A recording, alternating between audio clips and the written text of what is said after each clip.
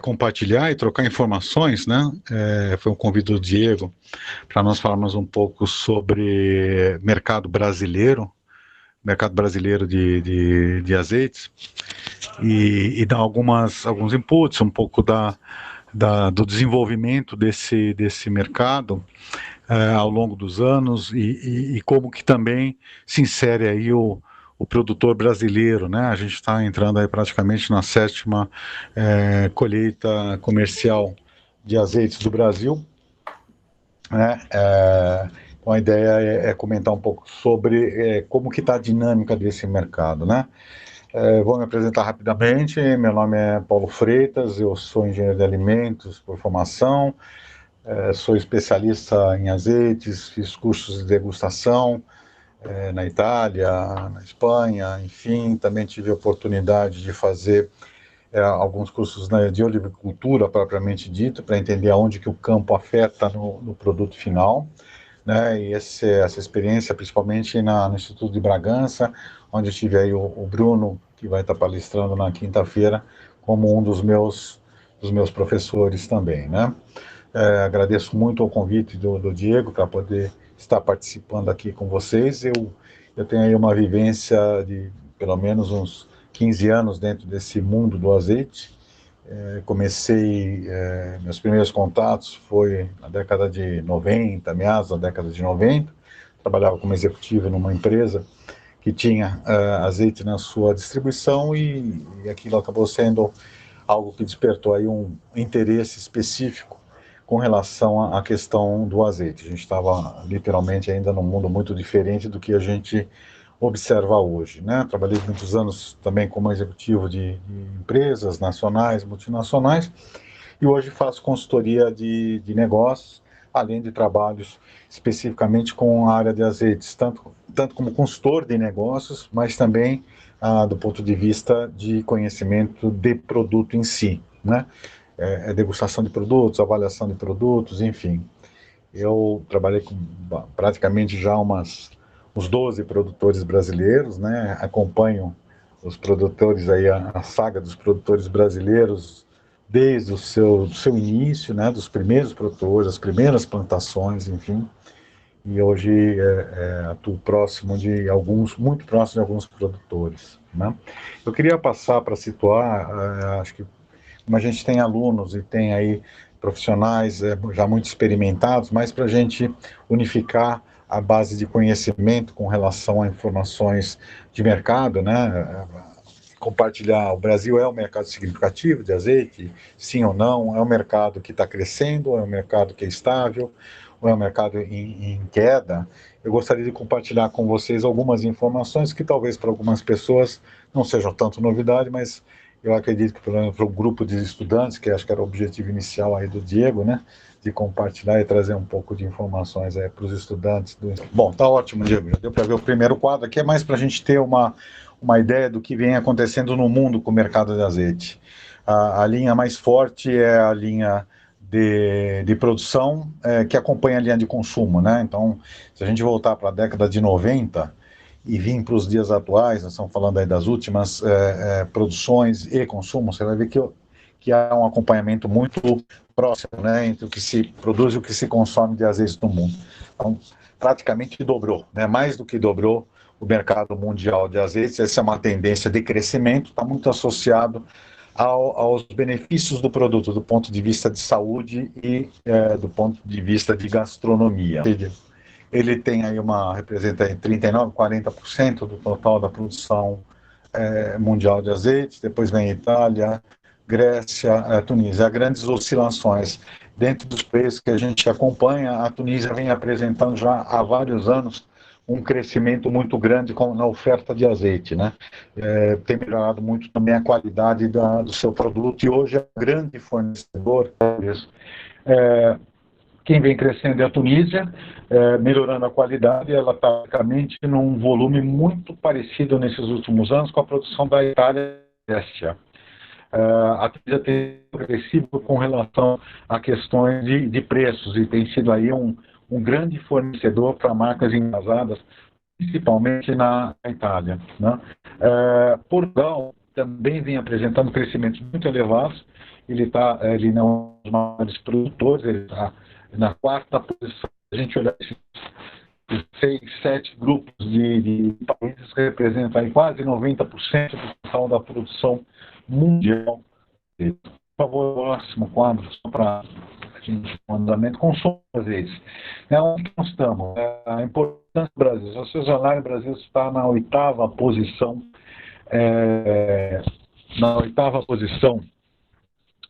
em termos de consumo de azeites. Esse ano nós devemos chegar aí a algo em torno de mais ou menos 100 mil toneladas de azeite. Devemos passar aí para a sétima posição, basicamente a França, né, em termos de consumo. Nós não estamos muito longe da Grécia. De habitantes aqui no Brasil, a gente está falando de 200 milhões, Grécia com algo em torno de 10 milhões. Mas tem melhorado bastante o consumo per capita. Se a gente olhar na década de 90, 91, no ano, o Brasil consumia algo em torno de 15 milhões de litros de azeite. Se a gente vier agora para 2019, 2020, nós estamos falando aí próximo de 100 milhões de litros. Então, o Brasil teve aí uma queda nos anos de 2015, 2016, com recuperação de 16, 17, depois de 18, e agora a gente deve passar nesse último ano de 100 milhões de litros de azeite. Então é um mercado crescente, com grande aceleração. Se a gente não tivesse tido um problema da crise econômica que aconteceu no Brasil mais fortemente de 2015 até 2017, talvez a gente teria aí uma situação até melhor. Apesar de todas as crises que a gente vive hoje,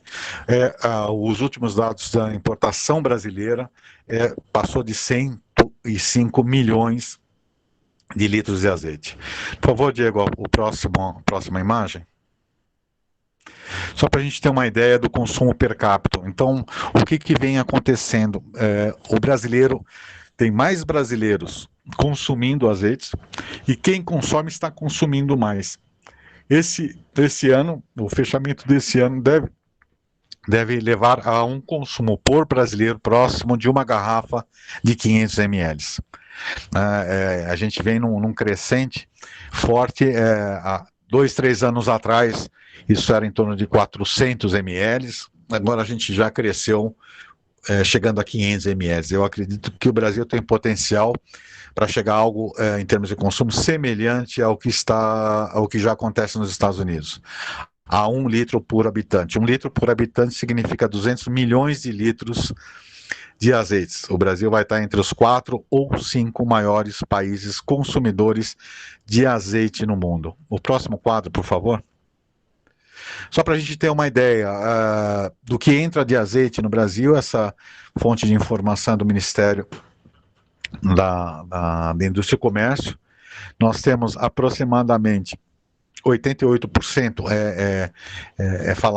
informado como azeite de oliva virgem.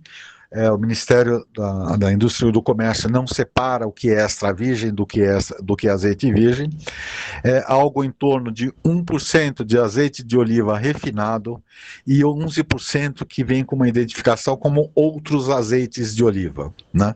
Não sei se aqui a gente pode considerar esses outros azeites como lampante, ou vindo para cá para refinar, ou então como um azeite de oliva virgem, né? Mas majoritariamente o que entra aqui está dentro dessa categoria de virgem ou extra virgem, dentro dos critérios da instrução normativa.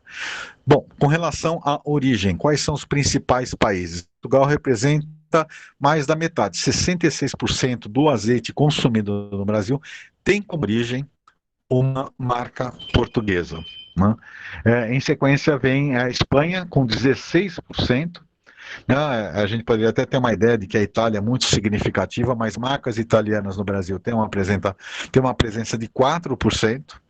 Depois da Espanha vem a Argentina. Às vezes as pessoas perguntam, mas a Argentina, não conheço tantas marcas, né? Tem a Cocineiro, que é uma marca argentina tipicamente, mas muito desse azeite que vem da Argentina vem a granel, né? Eventualmente para alguns invasadores aqui brasileiros. Depois vem o Chile, e a Tunísia já começa a aparecer depois da Itália. Tá? A Grécia tem uma participação muito pequena, apesar de ter um conceito muito interessante de produtos e uma história muito forte. A Grécia representa em menos de 0,5%, nós estamos falando de 0,4%, quase nada. Né? Um pouquinho para frente, Diego, por favor.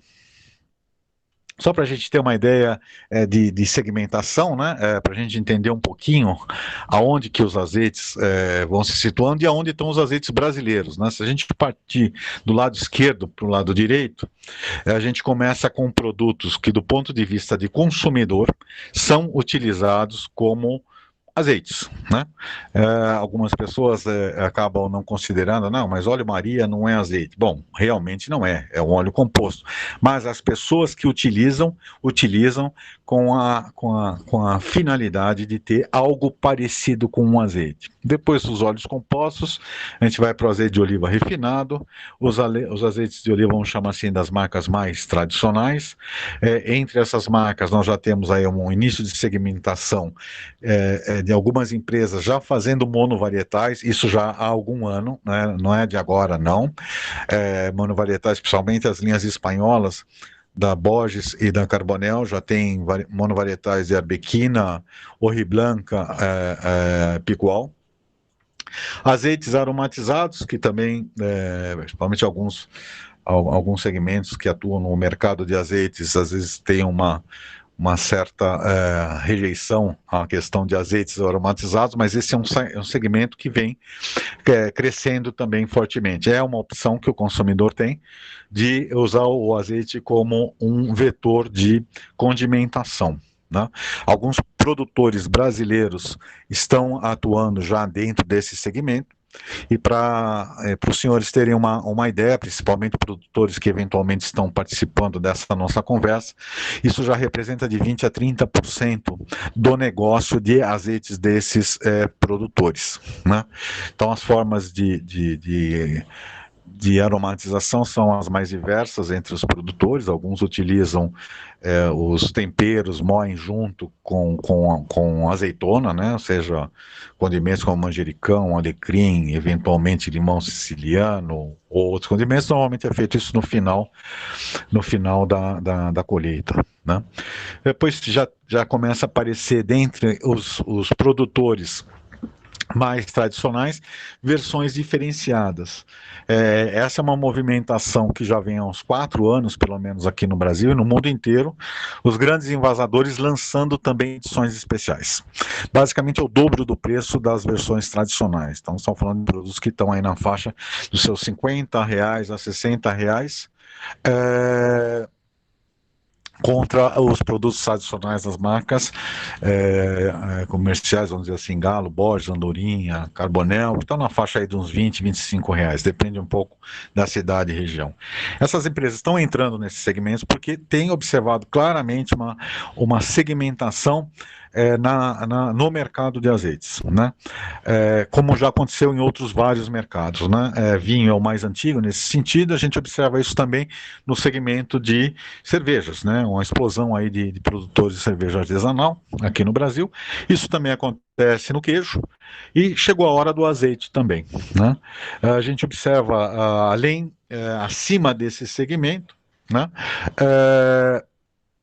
Também a presença dos azeites brasileiros naquilo que a gente pode denominar como azeites premiados em concursos internacionais, azeites, eu não gosto muito dessa expressão, mas ela é utilizada, azeites mais gourmets ou de denominação de origem, enfim, são azeites de pequenos produtores comparados com as grandes marcas comerciais. Qual é a diferença? Nesse caso, esses produtores têm aí o controle do seu processo desde a plantação, né, das oliveiras, o acompanhamento e a extração das azeitonas. Isso acaba dando, sim, um perfil bem específico para bem diferenciado, né, com relação aos azeites de envasadores. E os produtores brasileiros estão exatamente nesse segmento, né? É aqui que os brasileiros estão se posicionando, tanto em termos de diferenciação, como em termos de perfil de azeite, né? Obviamente não dá para comparar esse grupo de produtos, e onde estão os azeites brasileiros, com os azeites que a gente poderia chamar aí de azeites mais comerciais, que nesse quadro está dentro do grupo de azeites extra virgem, vamos chamar assim, de tradicional. É um segmento ainda pequeno, nós estamos falando que esse grupo representa, somando ainda com os azeites, vamos dizer assim, um pouco mais diferenciados, ou seja, seriam os dois últimos grupos desse quadro, algo em torno de 5 a 10% do mercado. Né? E esse é um número mais ou menos também que a gente vai encontrar fora do Brasil. Né? O segmento de pequenos produtores, enfim, ou de azeites diferenciados, ainda é o segmento menor dentro do universo do mercado de azeite. Mas é um segmento crescente. Né? As pessoas têm, às vezes, a informação de que o brasileiro não conhece azeite, que o brasileiro dá preferência para azeites muito suaves, que o brasileiro prefere azeites com perfil mais suave. O que a gente observa é uma mudança nesse paradigma. Ontem a gente viu a apresentação do senhor Gonzalo, lá do Uruguai, surpreso com o crescimento do consumo do azeite uruguaio frente às grandes marcas importadas, principalmente da Europa e da região mediterrânea. Né? Praticamente grande parte da produção feita no Uruguai está ficando no Uruguai. Para mim foi uma grande surpresa. Algo em torno de 30% é exportado. E a gente tem sempre essa impressão, e ele comentou um pouco, não, o Uruguai ainda não conhece bem o que é o azeite, enfim, mas ele está experimentando. Independente de conhecer ou não o produto especificamente, a diferença é muito grande entre um azeite de produtor e um azeite comercial, seja aqui no Brasil, seja no Uruguai ou em qualquer país. As pessoas que gostam de gastronomia têm interesse em provar coisas diferentes. E o azeite é um dos mercados que tem aí apresentado uma boa aceitação de um produto que tem uma diferença com relação à base conhecida de produto pela maior parte da população muito diferente. O que a gente observa é um crescimento na participação desse perfil de produto. Né? É um desafio, mas vem num crescente de vendas de produtos também. O próximo quadro, por favor, Diego. O que tem ajudado um pouco a combater um dos problemas críticos que o Brasil tem, e não só o Brasil, mas no mundo inteiro, é uma fiscalização mais atuante. Né? Grande parte das fraudes de azeites aqui no Brasil e no mundo inteiro parte de envasadores de azeites que, no caso brasileiro especificamente, está muito concentrado em envasadores que importam o azeite a granel. Tem grandes estruturas aqui no Brasil para fazer esse invase, e nesse momento de invase faz a fraude mais tradicional, que é fazer uma mistura com outro óleo vegetal. Desde a entrada, basicamente soja, mas esse problema é algo também que a gente vai encontrar em diversos outros países. Desde a entrada da instrução normativa, do MAP, que é de janeiro de 2012, houve uma mudança da Anvisa, que fazia toda a parte de normatização e fiscalização para o Ministério da Agricultura. Isso basicamente se deveu em função do crescente, da crescente representatividade do negócio de azeite. Nós estamos falando de um negócio que hoje movimenta a preços de varejo brasileiro algo em torno de 2 bilhões de reais por ano. Então isso começou a crescer demais e hoje tem toda um processo de fiscalização em toda a importação legal que entra no Brasil, principalmente através dos portos e de fronteiras secas, excetuando a parte de contrabando, né? Isso ainda é bem reduzido comparado ao que entra legalmente no Brasil, onde todos os azeites que entram no Brasil têm que vir com laudos dos seus países de origem de laboratórios certificados pelo Ministério da Agricultura. né? Tanto a parte de análises físico-químicas, como a parte, alguns enviam inclusive análises sensoriais do azeite. O Brasil está se estruturando, nós ainda não temos uma estrutura de laboratório suficiente para fazer toda a análise dos azeites que entram no Brasil aqui no país. Nós temos lá a Embrapa em Pelotas com um laboratório já equipado, tem alguns laboratórios em Goiás que também fazem avaliação de fiscalização, mas são complementares aos laudos que vêm dos países de origem de laboratórios certificados pelo Ministério da Agricultura, tanto em Portugal, Espanha, Tunísia, Itália, do Chile, do Uruguai, da Argentina. Todos os lotes de azeite vêm acompanhados e são fiscalizados nos postos de entrada no Brasil, seja portos secos ou os portos marítimos. Por favor, o próximo, Diego. Falar um pouquinho sobre... aqui tem quais são as fraudes que mais aparecem. A Gisele comentou, a mais comum é mistura, Gisele, de óleos... de azeite com óleos vegetais, principalmente óleo de soja. Isso tem sido muito combatido pelo Ministério da Agricultura, inclusive com fiscalizações em pontos de venda, em supermercados, né? Há várias operações do Ministério da Agricultura, com uma certa frequência. Teve operações que pegaram mais de 240 mil litros de azeites fraudados.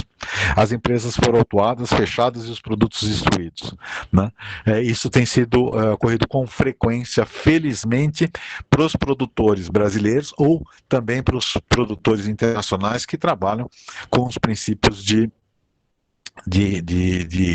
dentro dos parâmetros legais. É uma competição totalmente desproporcional, né? Você competir com alguém que coloca 10% do azeite, não obrigatoriamente extra virgem, com 90% de óleo de soja, né?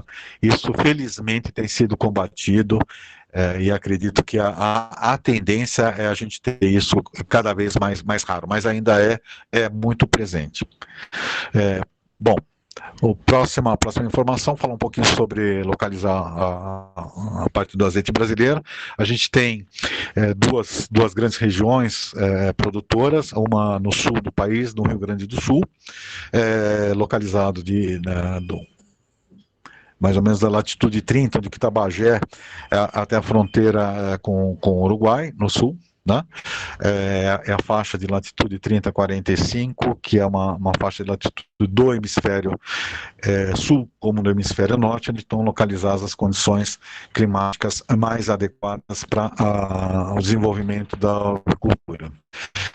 Temos também numa outra região, em termos de importância, a Serra da Mantiqueira, na fronteira de São Paulo, Rio de Janeiro e Minas Gerais.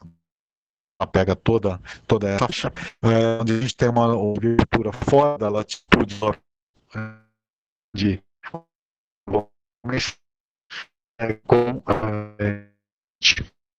algo semelhante aconteceu com café de altitude e não áreas de altitude. Normalmente são fazendas localizadas a 100 metros de altitude. Raro, não há nada no Brasil. A gente conversando com pessoas que são grandes pesquisadores da Espanha, Portugal, da Itália, perguntando sobre algo parecido em outra região do mundo, não há nada semelhante. Então, a oliveira está no processo de adaptação. Na mantiqueira é uma produção que tem oscilado bastante, né? Os produtores têm encontrado vários desafios para ter uma certa produção contínua, ou sem tantas oscilações, o que já não acontece no Rio Grande do Sul, que apesar de ter oscilações, que é uma cultura bianual, a olivicultura, as oscilações não são tão significativas como aqui na região da Mantiqueira. Adicionalmente, essas duas áreas, que hoje representam aí praticamente a totalidade da produção brasileira, a gente tem algo sendo trabalhado no oeste catarinense, ali na região de Chapecó, também na mesma região no Paraná, na Serra Capixaba, e também, aqui nesse quadro falta também ali na Chapada ali na Bahia também tem alguns experimentos, né, de olivicultura, né, mas basicamente os que têm alguma representatividade mais significativa, apesar de nossa produção ainda ser muito pequena comparativamente com o nosso consumo, está muito centrada no Rio Grande do Sul e aqui na divisa Minas-São Paulo, e um pedaço do Rio de Janeiro, da Serra da Mantiqueira. Próximo quadro, por favor. Só para a gente ter uma ideia, a produção brasileira ela tem oscilado bastante, de 180 a 250 mil litros de azeite por ano. É muito pouco, né, visto que a gente está consumindo 100 milhões de litros, quer dizer, não chega nem a 0,5% do consumo total. Nós estamos aí na 7ª safra, vamos chamar assim, comercial. Nós temos aí um número crescente de olivicultores, há uma expansão muito grande de pessoas plantando e também já começa a ter uma certa consolidação. São mais de 300 olivicultores, mais de 100 marcas, né? Esse é um desafio grande, né, para quem está nesse mercado ou quem pensa em entrar. Essa competição grande entre marcas e às vezes concentradas muito próximo de numa mesma cidade ou numa mesma região. Né? Ontem o Gonçalo comentou que no Uruguai eles têm aproximadamente 30 marcas trabalhando, tá certo que é um país muito menor, nós estamos falando de um país que tem 3 milhões de habitantes contra 210 no Brasil, né? Mas é um desafio essa quantidade grande de marcas. Um pouquinho mais para frente, Diego, por favor. O que nós temos dentro da olivicultura brasileira e o que tem sido aí uma grande surpresa até para colegas e pessoas que têm grande conhecimento, amigos nossos que transitam aí na região mediterrânea, em Portugal, na Itália, é a qualidade do azeite brasileiro. Né? Nós temos um parque de lagares, que são as plantas de extrações, bem moderna, né? Todos trabalhando com o que há de mais moderno em termos de tecnologia ofertada hoje no mundo. Trabalhamos com mais de 12 variedades de azeitonas. Isso é um grande diferencial para o azeite brasileiro, produzido pelo produtor brasileiro, porque ele tem à sua disposição perfis de azeitonas com características sensoriais muito interessantes para formular produtos diferenciados. São poucos países que têm a possibilidade de ter aí variedades espanholas, né? A gente está falando de arbequina, picual, por exemplo, que são as variedades que já têm um bom desenvolvimento aqui no Brasil, mas também variedades italianas, grápulo, aqui mais para a região da Serra da Mantiqueira, frantoio, muito presente já no sul, variedades gregas como Koroneik, israelenses com a Barnea, ou seja, nós temos aí um leque de opções para fazer os seus blends ou as suas diferenciações de composição para ter azeites com características bem interessantes, que dificilmente um produtor da Itália vai ter a possibilidade, por exemplo, eles têm outras variedades, mas de compor aí essa caracterização tão rica de origens distintas, diversos países presentes aqui. Isso tem feito com que um grande número de produtores brasileiros tenham conquistado aí premiações internacionais de maneira consistente, tanto produtores localizados no Rio Grande do Sul, como produtores localizados aqui na região da Mantiqueira, entre São Paulo, Minas e Rio de Janeiro. Né? Ou seja, os azeites brasileiros, apesar de termos pouco volume, o produtor brasileiro rapidamente conseguiu dominar a sua tecnologia de extração e composição de blend. Né? Ainda há alguns desafios a serem suplantados, né, pelo produtor brasileiro com relação à cadeia agrícola, vamos dizer assim, até a sua produção, mas a parte de extração é algo que não que a gente já sabe tudo, mas que há muito rapidamente o produtor brasileiro conseguiu dominar. Um pouquinho mais para frente, por favor, Jamie. A gente tem aí, vamos dizer assim, alguns desafios para os produtores brasileiros, que vamos dividir assim em dois grupos, né? Desafios internos, que seria a parte agrícola e industrial. Ainda há praticamente em uma grande parte de produtores o domínio, vamos dizer assim, ou então a aclimatação da oliveira no Brasil ainda é algo a ser trabalhado. Há uma evolução, sim, há algumas questões que estão evoluindo, vários produtores têm investido nisso. A questão da poda da oliveira e a própria nutrição da árvore tem evoluído, mas ainda é um dos desafios que os olivicultores brasileiros se deparam, tentando fazer um processo de melhora na produtividade dos olivais brasileiros. São olivais novos, mas ainda há uma inconstância muito grande na produção dessas oliveiras plantadas aqui. A gente tem já oliveiras com 10, 15 anos, em alguns lugares até um pouco mais, chegando já a 20 anos, e a gente ainda não conseguiu ter uma repetitividade ou uma redução menor desses gaps entre um ano ou outro da produção. Então há muito ainda a se entender do processo das oliveiras. É algo que alguns produtores já têm um domínio maior e para outros ainda é um processo em evolução. A outra questão, a gente chama aqui de desafio externo, é a questão de mercado. Né? Quer dizer, vencido os desafios de você ter uma oferta de produtos mais constante, o outro desafio é como chegar no consumidor. Né? É um mercado bem competitivo.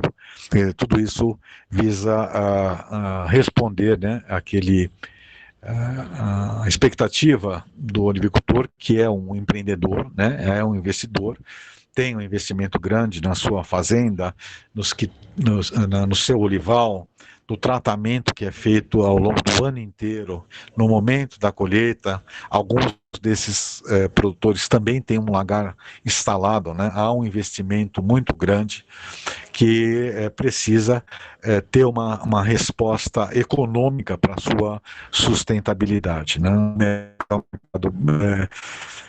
Competitivo ao mercado de azeites, o grande canal de comercialização são os supermercados, né? O comércio eletrônico tem um papel importante nisso, atende às demandas de alguns produtores, mas produtores que têm volumes jamais elevados, e aí volumes acima de 50, 60 mil litros de azeite, que são poucos produtores. Alguns talvez chegam aí num curto espaço de tempo algo em torno de 100 mil litros de azeite por ano. Comércio eletrônico ou vendas na própria loja localizada na propriedade. Há alguns produtores que trabalham também com óleo turismo. Você não consegue escoar volumes dessa grandeza, né?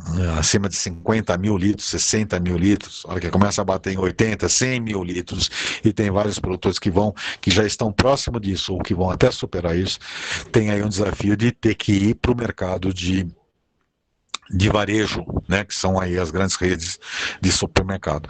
Os produtores menores têm o caminho de vendas em pequenos empórios, alguns até atuam em redes locais, né, de supermercados, pequenas redes ou algumas lojas unitárias, conseguem fazer a sua distribuição. Mas o desafio começa a ficar grande a partir do momento que o produtor chega em algo em torno de 10 a 20 mil litros de azeite. Né?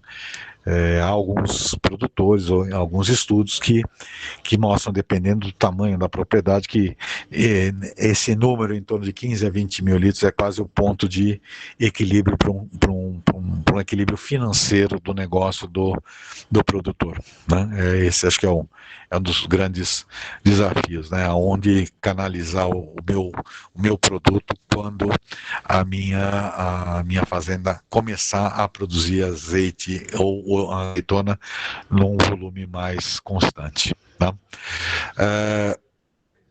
A gente comentou já alguma coisa relativa à parte de inovação e conhecimento em práticas agrícolas, só para a gente listar aqui e finalizar essa questão dos desafios dos produtores.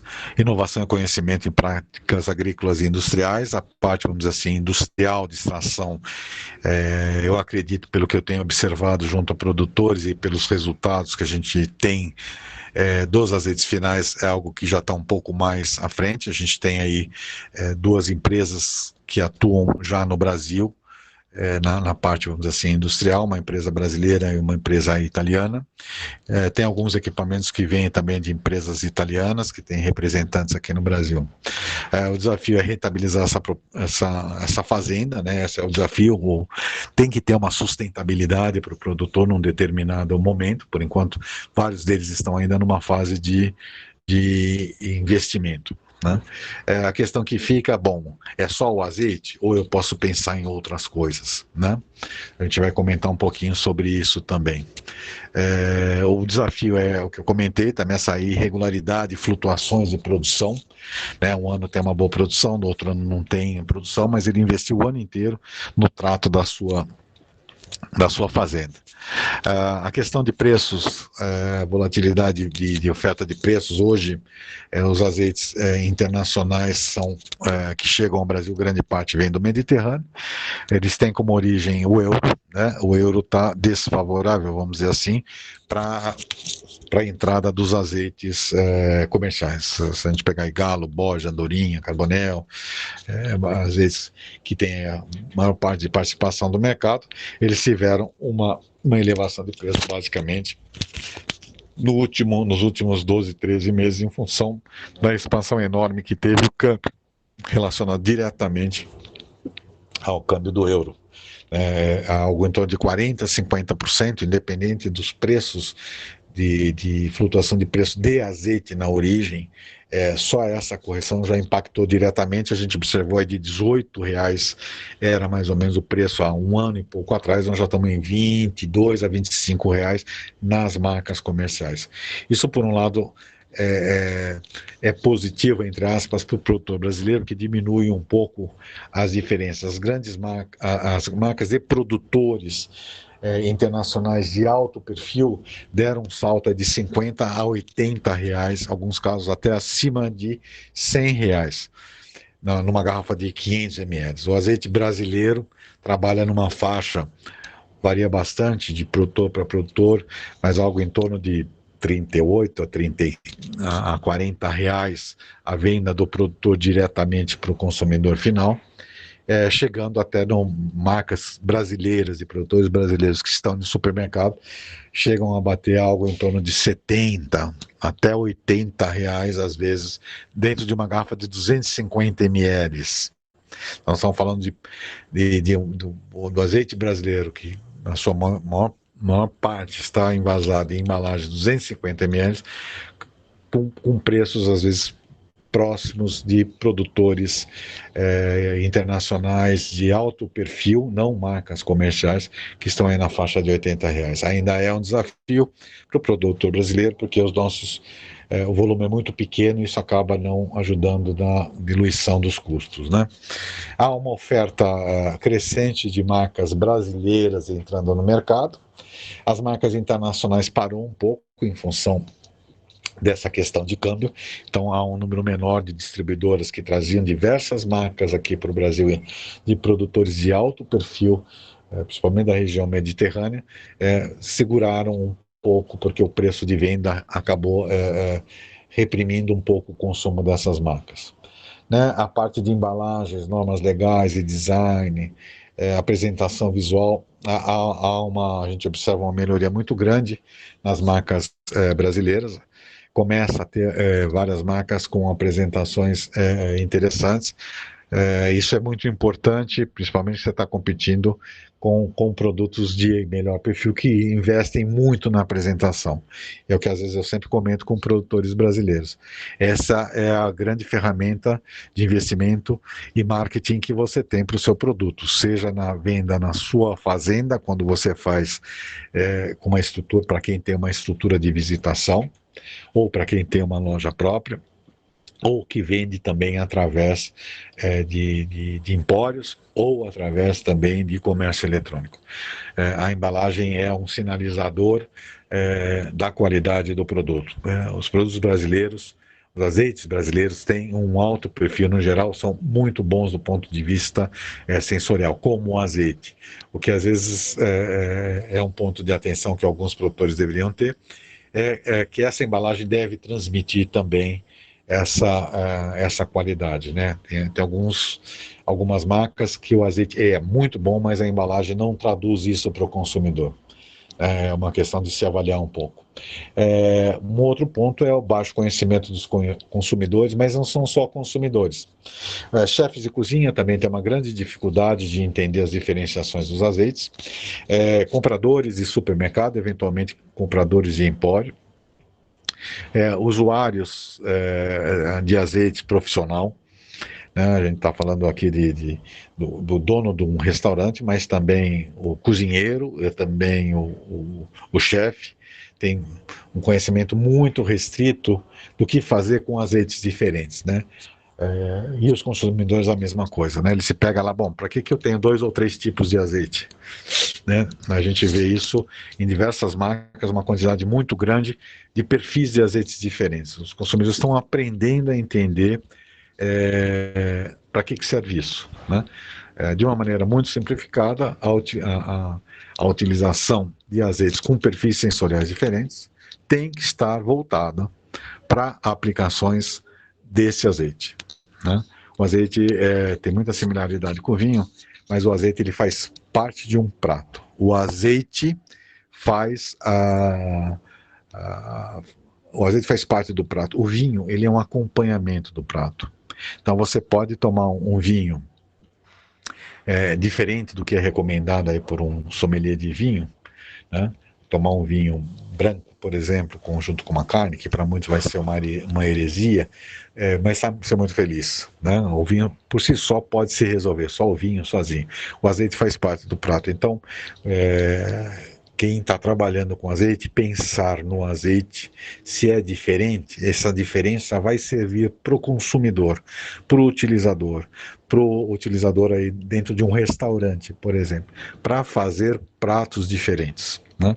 Então, às vezes as pessoas perguntam, bom, o que é melhor, né, em termos de linha de produto? Eu ter por variedades, né, uma arbequina, monovarietal arbequina, um monovarietal coronet, ou um monovarietal grápulo, ou qualquer outro, ou é melhor eu ter um blend, né, com intensidades, pensando em intensidades. Cada produtor tem lá a sua estratégia, né?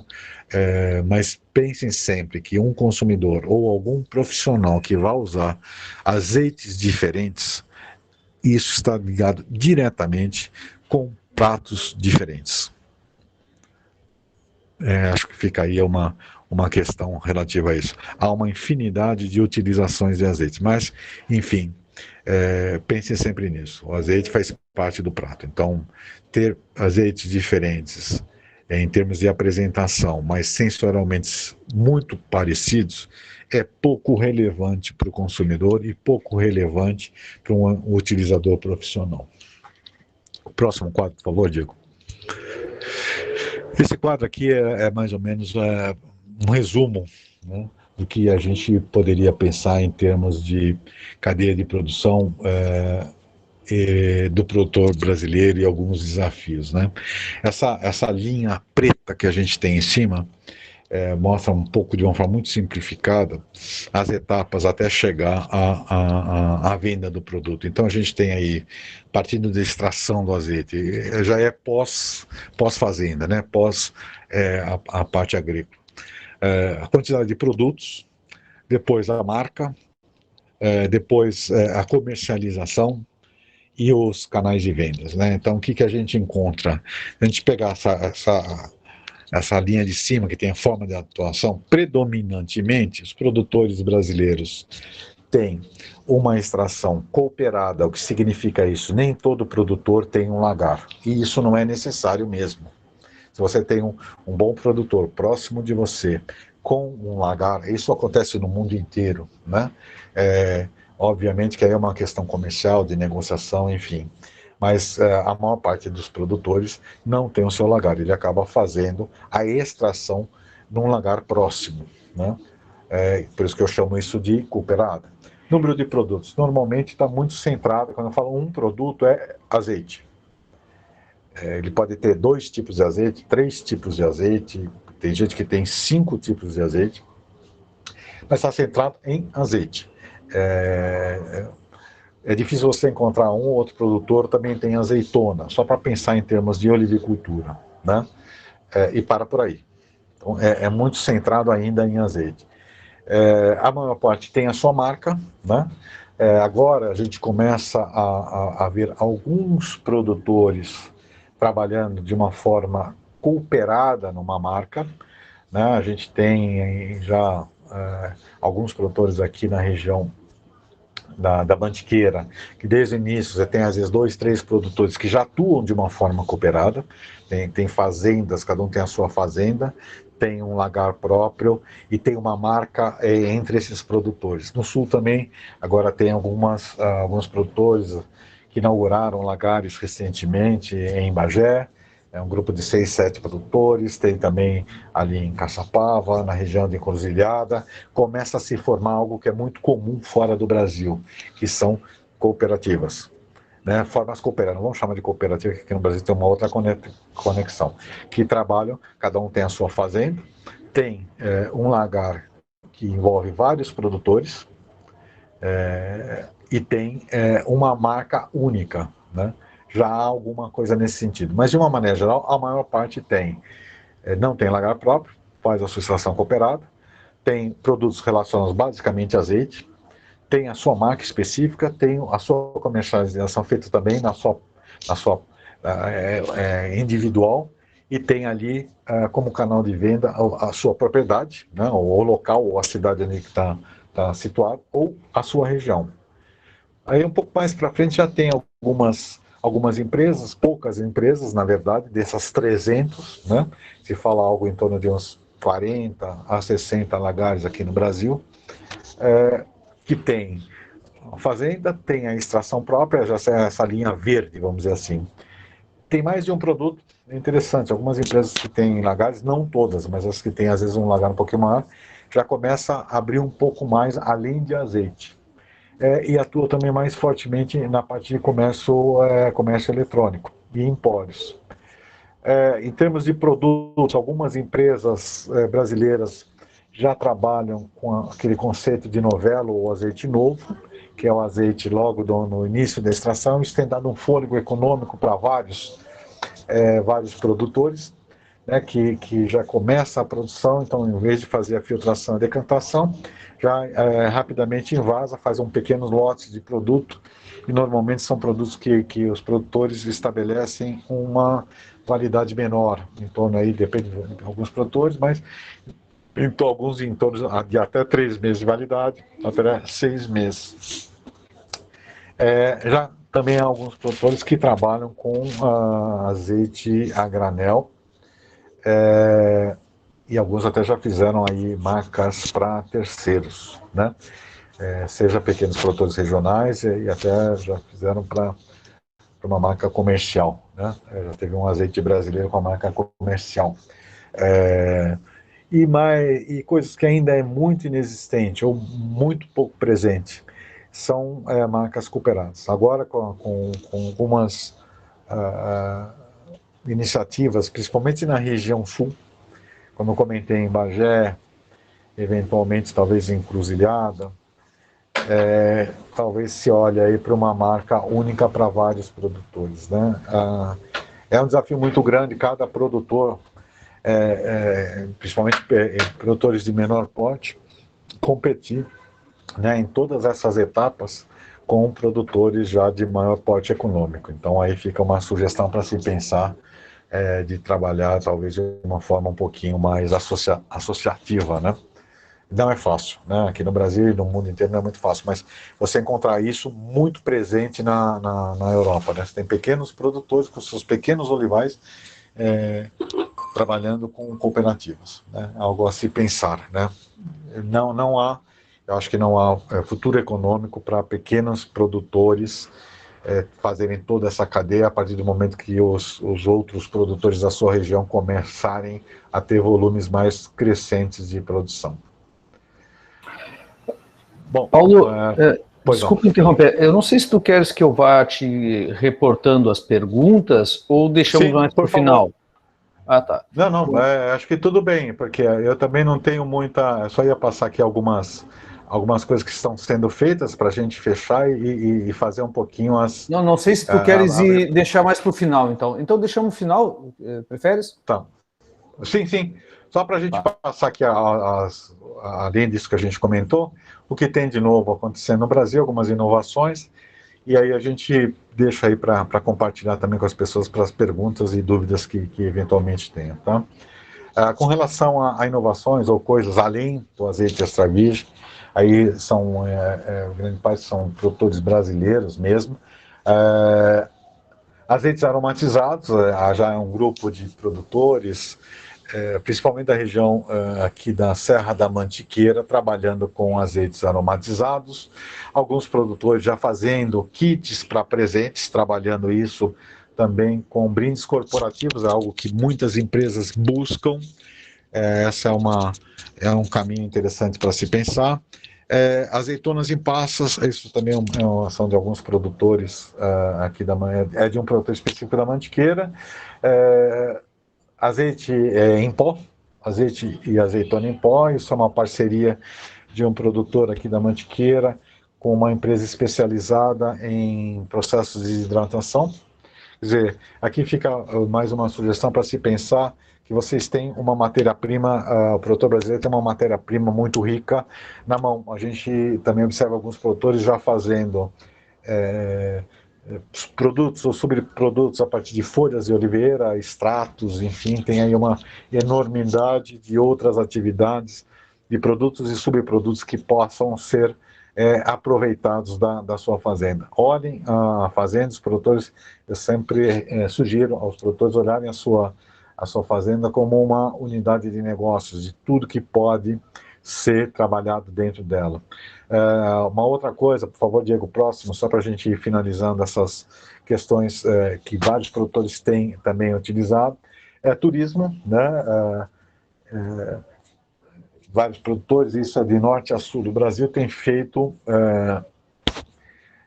atividades de turismo rural, com visita à propriedade, as pessoas gostam muito disso, aqui não está se criando nenhuma grande novidade, isso é muito feito no Brasil, nas vinícolas, né? O pessoal do vinho trabalha muito bem nesse sentido, eu sempre comento com produtores brasileiros, olhem muito para o universo do vinho, o universo do vinho tem aí alguns anos, algumas décadas, não só aqui no Brasil, fora é a mesma coisa, né? De opções e sugestões onde a olivicultura também pode se mirar. Lojas específicas, né? Pequenas lojas na sua região também é uma possibilidade, essa boutique Olibe, que está ali na cidade de Euroca, associou com um centro de informações para o turismo local. Eventos na colheita também é algo muito interessante que as pessoas gostam muito de participar. Restaurantes dentro da fazenda, no momento de colheita e extração, isso tem sido também muito interessante. Por favor, pode ir um pouquinho mais para frente, Diego, nós estamos acabando. Essa é a parte de momentos de colheita, né? Convide abra espaço para isso. Também já tem alguns até hospedagem nesse sentido, principalmente na região sul, né? Já tem alguns produtores que estão aí focados na questão de hospedagem para turistas na sua região. Por favor, um pouquinho mais para frente. Aí um pouco de algumas coisas de posicionamento, origem e autenticidade, alguns produtores usam. Esse posicionamento é saudável e natural. A gente já tem produtores dessa última garrafa, onde está o Demeter. Nós temos já 2 produtores biodinâmicos no Brasil. São os únicos da América do Sul. Estão na região de Elfim Moreira e na região de Maria da Fé. São orgânicos e biodinâmicos. Do lado esquerdo tem a questão aí de luxo, vamos chamar assim, o exclusivo. A gente também tem um produtor que entrou esse ano com uma embalagem extremamente diferenciada. Experiências e sensações que a gente comentou, a parte de aromatizados é um caminho, apresentações inusitadas como azeite em pó também é algo, uma linha interessante. E para a gente finalizar essa questão de produtos, por favor, mais uma para frente, por favor, Diego. Produtos na área de cosméticos, né, tem alguns produtores brasileiros que já estão trabalhando com isso, sabonete, produtos líquidos, já tem produtores até trabalhando também com chocolate, enfim, aí tem uma linha muito interessante para fazer. Bom, basicamente era isso que eu queria compartilhar com vocês, dar uma ideia sobre o mercado brasileiro, aí tem algumas coisas também sobre lojas especializadas, é algo que no Brasil ainda é bem incipiente, né? A gente tem uma bela loja em Gramado, né? Que é uma loja muito interessante de azeite, que chama Pole do Azeite. Tem a loja, vamos dizer assim, que foi pioneira no Brasil, que em Brasília, que é um casal de senhores portugueses, que chama Cantinho do Azeite. Em São Paulo tem uma loja chamada Rua do Alecrim, que também há muitos anos faz um trabalho muito interessante sobre azeite. Então esse é um outro espaço.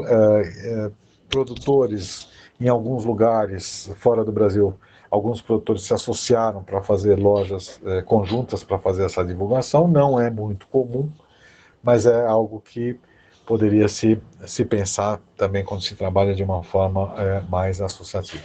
Bom, basicamente era isso que eu queria compartilhar sobre o mercado brasileiro, os desafios que os produtores têm. Eu fico agora aqui à disposição de vocês para a gente tirar algumas dúvidas. E Diego, por favor, se puder me passar questões, dúvidas que as pessoas tenham, que eu puder colaborar, eu fico à disposição do grupo. Perfeito. Então, pessoal, agora então daríamos a sequência aí de perguntas, né? O nosso palestrante tem algumas aqui que eu já tenho, aqui o pessoal já tinha colocado, né? Uhum. Só deixa eu me achar aqui anteriormente, que eu tinha visto aqui, só um segundinho. Eu fui anotando e depois eu me perdi das perguntas. Peraí, tinha uma pergunta com relação a questão dos fraudes, né? Deixa eu ver se eu acho aqui. Quais eram aqui? É uma pergunta da Gisele Duarte, onde ela pergunta aqui, quais são as fraudes que mais aparecem, né? E como verificar isso em casa? Bom, aí as fraudes mais comuns eu até comentei, né, a Gisele até comentou aqui, a fraude mais comum é uma mistura, né, com óleos óleos vegetais de semente, óleo de soja, essa mistura mais é a fraude mais comum, que infelizmente está sendo combatida, e a tendência é uma redução nisso. Um outro tipo de fraude seria um produto que está sendo trabalhado como azeite extra virgem e efetivamente ele não é. Tem algumas dessas questionamentos, às vezes é um problema pós-invase, principalmente a parte de oxidação com azeite mal conservado. Mas isso não está na mão do produtor, né? Mas a mais comum é essa questão. Como verificar isso em casa? Apesar de ter aí às vezes tem diversas coisas que a gente encontra na internet, e pessoas congele o azeite, se o azeite congelar é azeite, se não congelar é fraude, enfim. Isso não procede, não há nenhuma forma simplificada de você fazer um teste em casa, deixa eu congelar, deixa eu não congelar. Essa do congelador é a formação errada mais comum que a gente encontra. Não há nenhuma forma de você fazer uma análise física nesse sentido, né? O que você é possível a partir do momento que você tem já um certo conhecimento numa degustação de azeite, você consegue detectar alguma fraude, né? Mas para um consumidor normal é muito difícil. Para um produtor que já está bem habituado com produção, ou pessoas que estão envolvidas no universo de azeite, em termos de degustação, isso é possível você ter a suspeita de que que aquilo não é um azeite extra virgem pela avaliação da degustação, na parte sensorial. O mecanismo de se combater isso é através de análises em laboratórios físico-químicos, que é outra forma de se detectar. Há alguns laboratórios onde isso é passível. Há um órgão não oficial, mas uma revista que chama Proteste, que aceita denúncias e suspeitas de fraude. Ela recolhe, né, amostras para isso. O próprio Ministério da Agricultura também trabalha sobre denúncias. Quer dizer, se você tiver alguma denúncia, alguma suspeita de um produto que não é, né, que é um azeite fraudado, sugiro você denunciar a fiscalização do Ministério da Agricultura ou fazer uma denúncia à Proteste.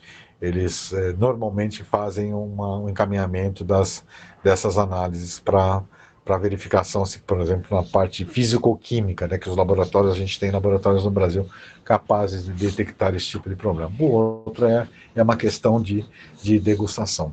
Né?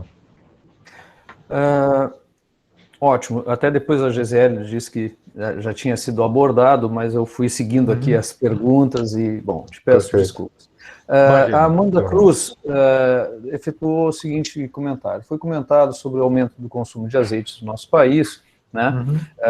Assim, o que tem sido observado sobre o perfil desses consumidores e o que o senhor julga que tem sido mais importante para esse consumidor na hora da compra, ou seja, dimensão, preço, qualidade, ou seja, quais são os atributos que levam, né, a concretizar efetivamente a aquisição. Bom, a gente tem os movimentos que fazem haver um crescimento, né, do consumo de azeite, né? Apesar de a gente estar numa situação econômica muito debilitada, né? A gente tem aí uma dificuldade em grande parte da população com relação a questões de poder aquisitivo.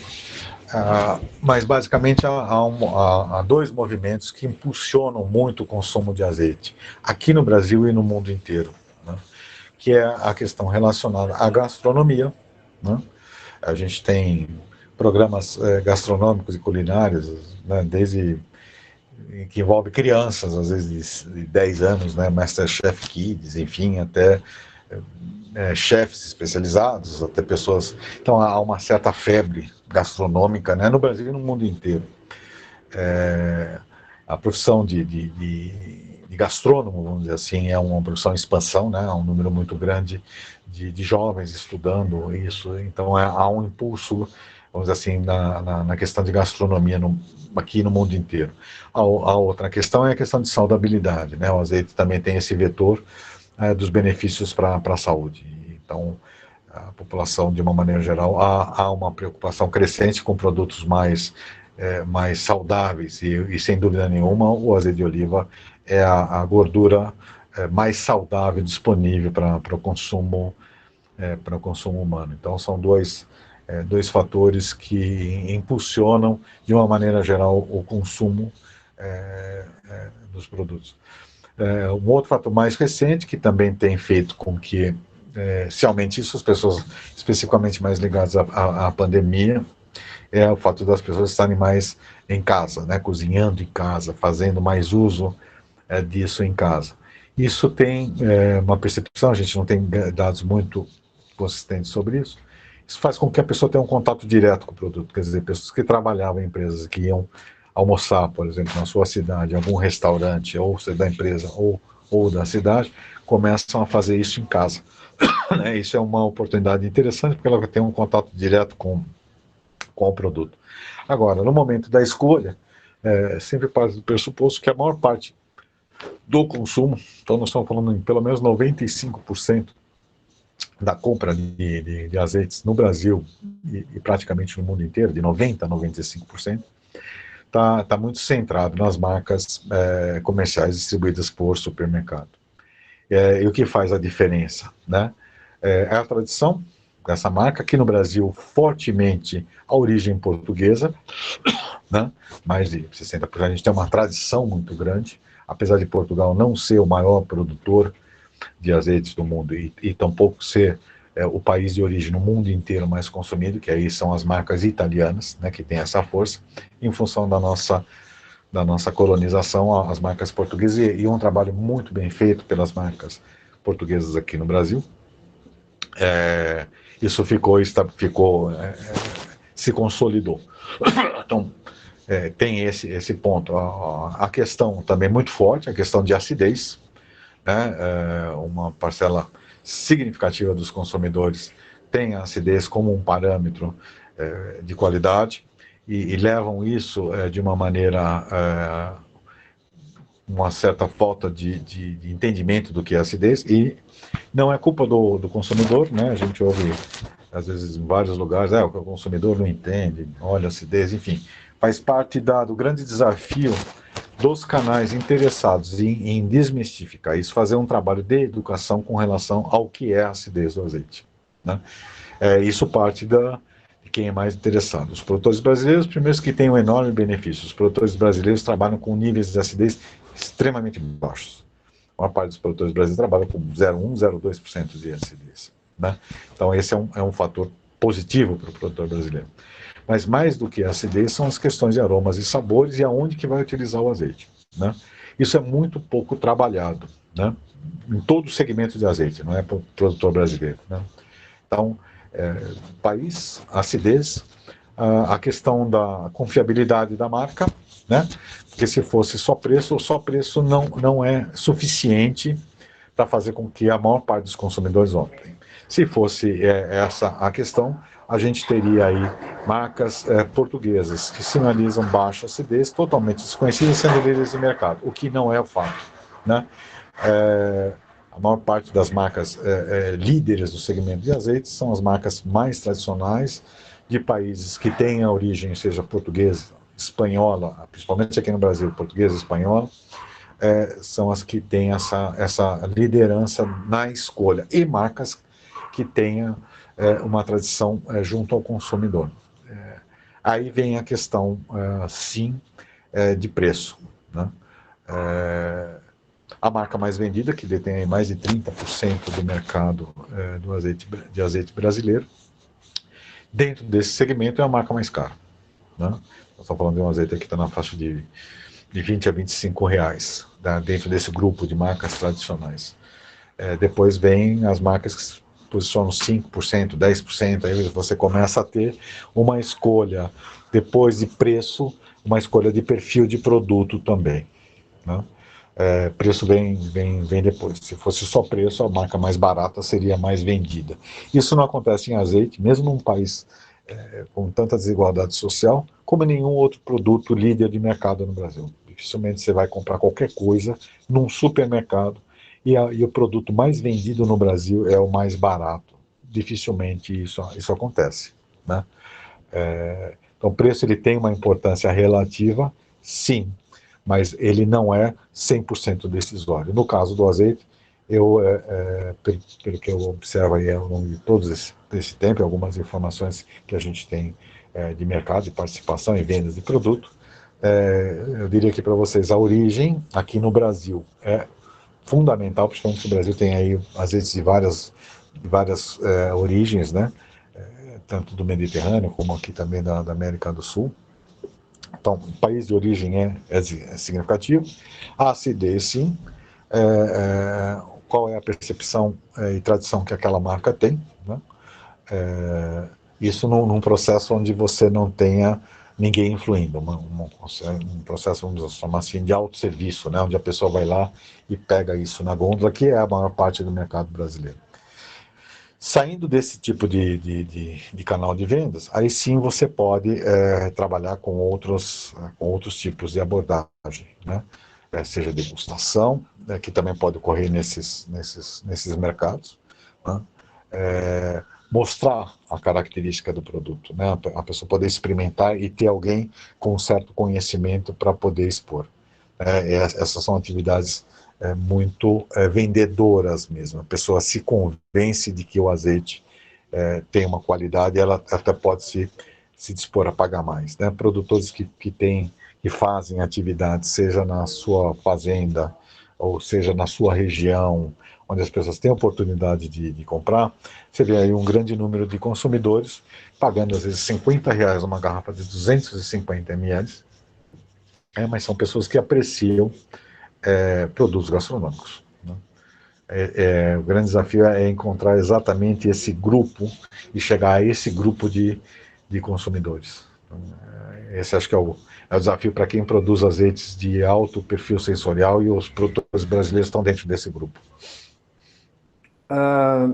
Perfeito. Paulo, eu vou tentar linkar aqui as perguntas, tá? Não está bem na ordem, e Perfeito. o pessoal, eu vou fazer todas as perguntas, tá, pessoal? Só que eu vou manter a linha de, né, por onde nós estamos transitando, né? Perfeito.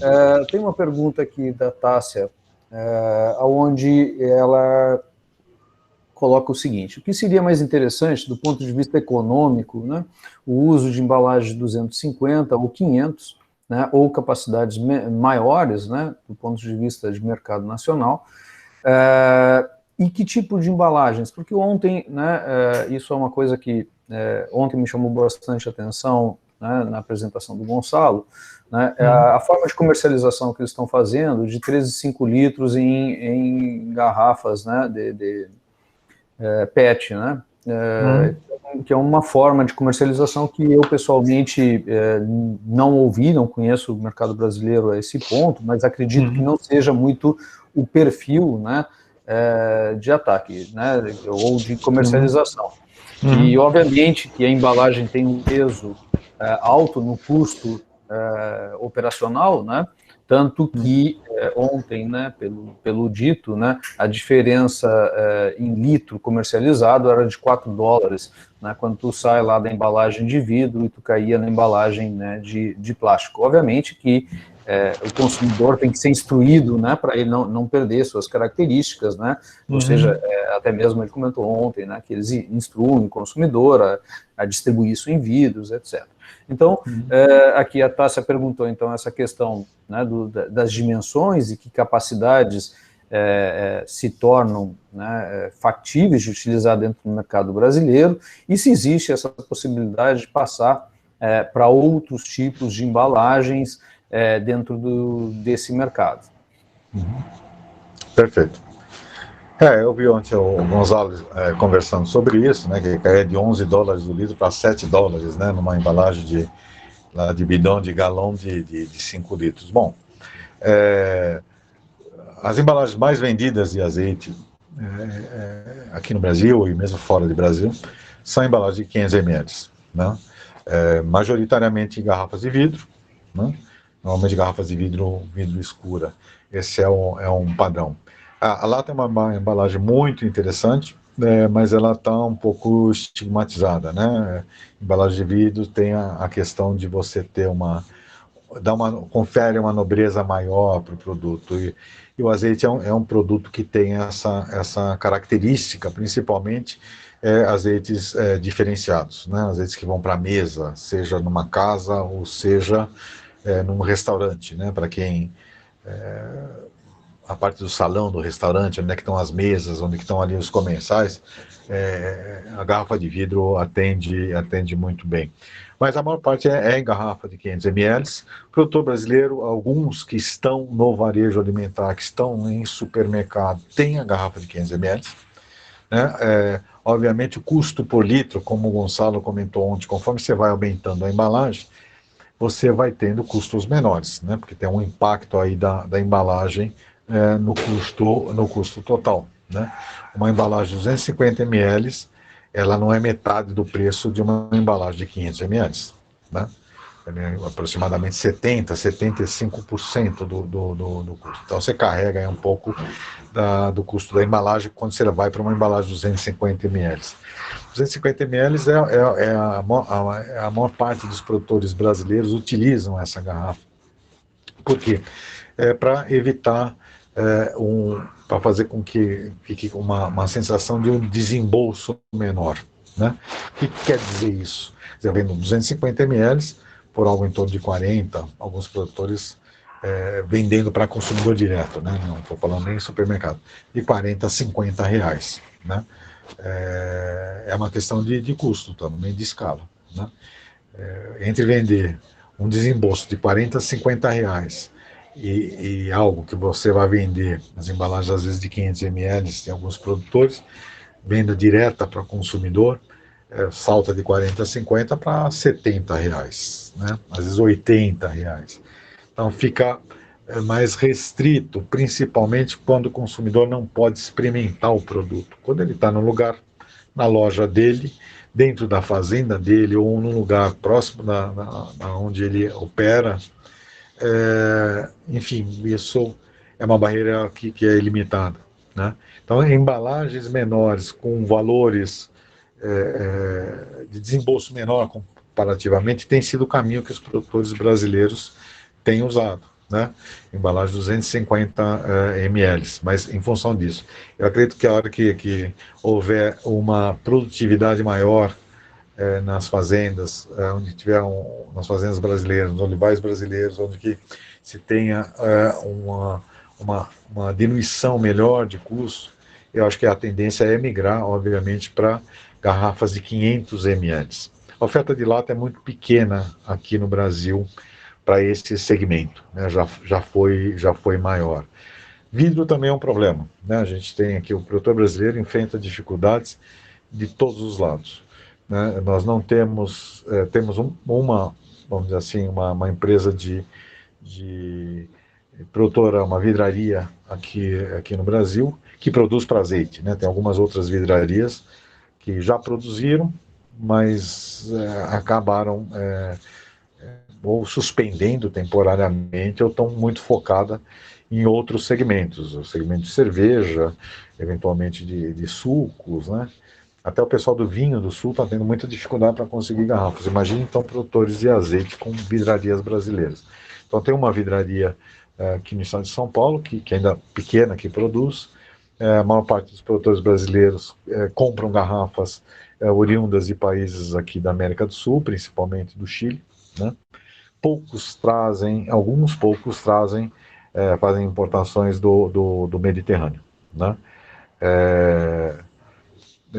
Mas é uma dificuldade. Com relação à parte das opções que o Gonzalo comentou ontem, de embalagens aí de galões de 3 a 5 litros ou embalagens até maiores, respondendo um pouco essa questão da taça, essa embalagem até acima de 500 ml, o brasileiro está acostumado com 500 ml, de uma maneira geral, né? Se for para o mercado americano, é muito comum embalagens de 1 litro de azeite, ou 750 ml.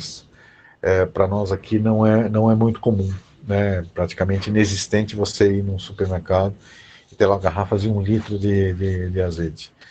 Seria um desafio muito grande para um produtor brasileiro, que alguns produtores brasileiros têm feito como opção de embalagens maiores para reduzir essa questão de custo de embalagem ou até para se adequar a uma necessidade específica de alguns consumidores ou de alguns tipos de clientes. Tem usado PET sim de 5 litros, tem produtores que compram PETs de 5 litros, alguns até PETs de 2 litros.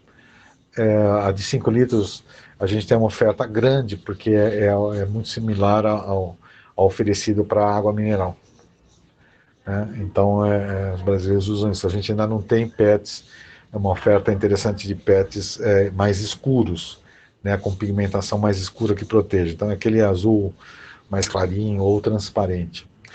Esses PETs de 5 litros, basicamente, ou de 3 litros, têm sido direcionados para uso em supermercado. Alguns poucos produtores lançaram recentemente uma embalagem que é muito interessante, que tem sido trabalhado fora do Brasil, na Europa, que é o Bag-in-Box, que basicamente é uma caixa de papelão e dentro tem um saco plástico, né, com uma torneira, enfim, que fica algo hermético. Então tem já... Isso o pessoal do vinho do Rio Grande do Sul utiliza bastante, né? É uma opção muito interessante também para consumidor, porque ele vem com uma garrafinha para famílias que consomem uma boa quantidade, ele tem um custo muito interessante, comparativamente com as embalagens de vidro que são ofertadas. Tem já bag-in-box no Brasil de 2 litros, 3 litros e 5 litros. Então, tem famílias que usam isso e colocam na sua casa com uma torneirinha e vai se servindo. Isso acho que é uma das opções interessantes. A gente tem produtores dessas estruturas de embalagem aqui no Brasil, né, diferentemente da parte de vidro. Tem produtores na região sul, tem produtores aqui na região sudeste, tanto da parte das caixas de papelão, também como os bags internos. Então essa é uma opção, até em termos de proteção, que era a grande preocupação que o senhor Gonzalo comentou ontem, é aquela embalagem transparente, né? É uma embalagem toda fechada, porque o saco está dentro de um bag e tem uma relação de custo dessas embalagens bem interessante, relativamente fácil de você operar com esse tipo de produto, né? Perfeito. Assim, eu vou fazer um comentário com respeito a isso, já aproveitando também um gancho para a continuação da pergunta, tá? O pessoal não tem encontrado, esse pessoal que tem partido para esse tipo de embalagem, dificuldade do envasamento, né, da empresa para fazer o envasamento, né, porque tu tens alguma série de condições, né, que tu terias que gerar até mesmo o transporte, né, do azeite, mantendo as condições, né, provavelmente essas empresas terceirizam esse sistema de envase, né, não deve fazer em loco, nem perto do lagar, né, e isso pode ser uma dificuldade a ser implementado. E já terminando uma parte da pergunta que eu não tinha citado, né, se mudando essa envase saindo do vidro, né, não se perde muito em qualidade. Em termos de invase, não há dificuldade, né? Se você for envasar em galões de PET de 2, 3 ou 5 litros, não há. Quem produz isso hoje, produtores brasileiros, por exemplo, eles fazem no seu próprio lagar, próximo da linha de invase normal das suas garrafas. Não há grandes dificuldades. A parte dos bag-in-box também é simples. Você ter um tanque pulmão, que é usado até para as garrafas, e você simplesmente direcionar um bico para isso. Há até equipamentos, vamos dizer assim, envasadores mais automáticos para isso, mas hoje quem opera aqui no Brasil, que são alguns poucos produtores que utilizam, fazem esse invase de maneira manual. Não há necessidade de você, como você comentou, né, na dúvida, de você encaminhar o azeite para algum envasador fazer isso. São processos relativamente simples, que com adaptações bem simples, Diego, é possível você envasar no próprio lagar, na área de embalagem, próximo da área de embalagem onde você faz o invase das suas garrafas, que eventualmente tem a sua linha de invase, né? Então tem linhas de invase no Brasil, de produtores desde linhas automáticas até linhas semi-automáticas, até linhas bem manuais, né, que saem dos seus tanques de decantação, vão para tanques pulmão, e aí tem um tanque de inox pulmão e é feito em invase literalmente manual mesmo, bem manual, né? Enfim. Então, o Jamir D'Ambrosa, eu vou dar uma voltinha, né, para não continuar sempre no mesmo tema. Senhor Paulo, ontem na palestra do senhor Gonçalo foi mencionado o fenômeno chamado veceria, que se trata de um ano com muita produção e outro com pouco. Acho que tu chegaste a abordar um pouco aí ao longo da tua fala. No Brasil, essa irregularidade ou flutuação, na parte agrícola mencionada como desafios, é relacionado com esse mesmo fenômeno ou realmente se trata da falta de experiência dos produtores brasileiros? Eu não falaria que seria uma falta de experiência, né, dos nossos produtores. Essa questão, né, da miseria, como ele comentou, é uma coisa natural da olivicultura. Ela é uma cultura bianual. Você vai ter anos, se você lembrar daquele quadro que a gente mostrou das produções, você vai ver que tem alguns anos, tem alguns períodos que ele parece um gráfico de serra, né? Sobe, desce, lógico, ele vai numa tendência crescente, mas você vê relativamente significativos, às vezes de 10, 15, 20%. Né? O que a gente tem observado no Brasil ainda, primeiro que a gente tem um histórico ainda muito pequeno, né? Nós estamos indo agora para a sétima, vamos dizer assim, colheita comercial. Não que já não se produziu azeite antes desses 7 anos, mas agora que começou a gente encontrar com mais facilidade uma quantidade razoável de marcas brasileiras. O que a sensação que se tem em vários produtores é que parece que a oliveira está se adaptando ainda ao nosso clima, né? Nós temos um clima muito diferenciado. O Uruguai também sofre muito com essa questão, até que o Gonzalo comentou, que é o grande desafio, é a quantidade da umidade que a gente convive aqui no Brasil e no Uruguai. Ele comentou lá de 1.200, né, mililitros do nível pluviométrico. A gente tem uma quantidade de chuva enorme, né? Isso afeta fortemente, né, as questões relacionadas à própria planta, né? A gente aqui na região da Mantiqueira tem quase com 1.600. Então, nesse curto período de tempo que a gente também tem de história na olivicultura, né, falar de 6, 7 anos, né, que as produções começaram ainda a acontecer, mesmo em quantidades ainda muito pequenas, não dá para a gente supor que a gente já tem um histórico, né, como países da Europa, que já estão aí há centenas de anos trabalhando com isso, onde as oliveiras já estão plenamente adaptadas nas suas regiões. Você tem já uma cultura já mais estabelecida. Então, você já espera, né, independente das grandes mudanças climáticas que podem ter de um ano para outro, que influem diretamente na olivicultura, né? A gente teve anos aqui, principalmente o ano passado, a colheita do ano de 2020, foi uma colheita muito cruel, com produtores tanto do sul como aqui da Mantiqueira, né? Teve uma quantidade enorme de produtores que não produziu literalmente nada de azeitona, nada, zero. Então, tem a questão climática de grandes oscilações que a gente observa, né, nesses últimos anos, que coincidentemente pegou aí nesse curtíssimo, né, período de tempo que a gente tem de história de olivicultura, pelo menos mais estruturada, como nessa última década, vamos chamar assim. Então, não dá para a gente levar isso diretamente à falta de experiência do produtor. O que o produtor tem acompanhado, em alguns produtores você tem notado uma flutuação às vezes um pouco menor, mas todos têm sofrido, né? Anos que dão grandes quebras na olivicultura, não é uma questão assim pontual, que você poderia falar, não, tem um produtor ou X produtores que tem sentido, que já, né, tem grandes investimentos, enfim, com gente trazendo profissionais de outros países em termos de cultura agrícola, que já controlaram, né, essa etapa, vamos dizer assim.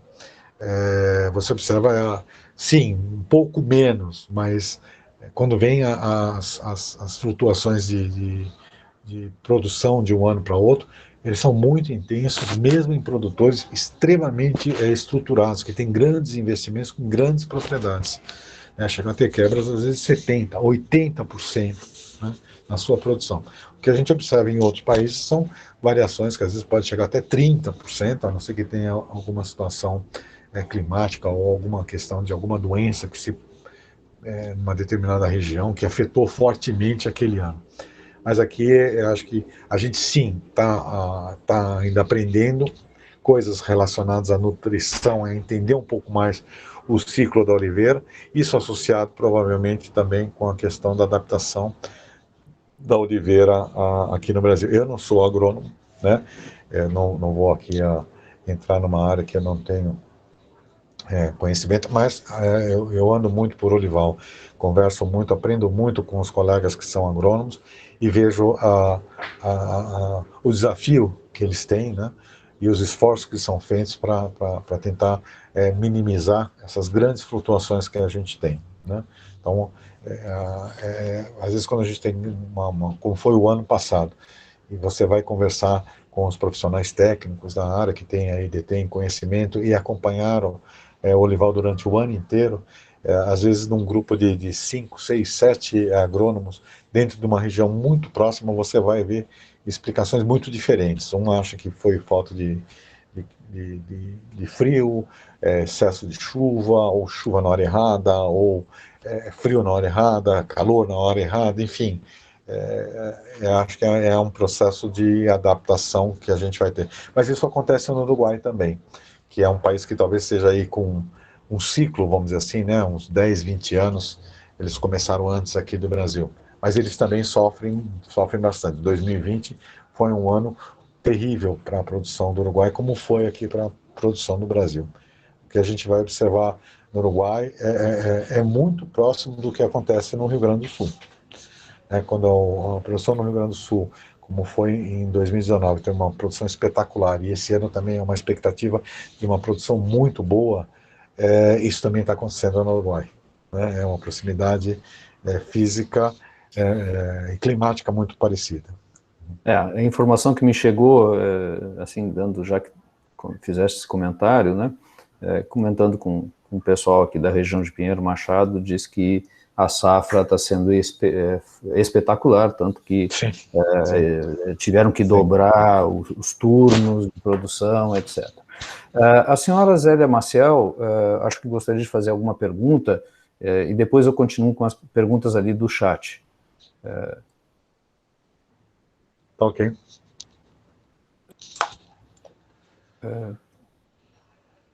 A senhora deseja fazer a pergunta, senhora Zélia?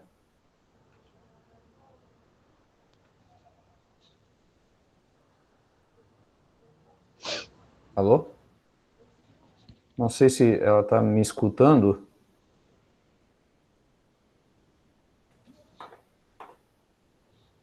Está ali a câmera aberta, não sei se o microfone se está chegando nela. Ela tinha levantado a mão, mas ela tinha levantado a mão, não sei se... Ela colocou aqui ela colocou uma questão aqui, Diego, sobre a azeitona de mesa. Perfeito. Então, bom, azeitona de mesa é um mercado enorme também, né? O Brasil está entre os 10 maiores consumidores de azeitona do mundo também, né? São poucos produtores brasileiros que têm feito azeitona, até por uma questão de ter ainda uma produção oscilante, ou às vezes em alguns anos uma pequena quantidade de azeitona até para fazer o azeite, né? Azeitona de mesa pode ser um negócio muito interessante eventualmente para produtores que não têm um lagar, né?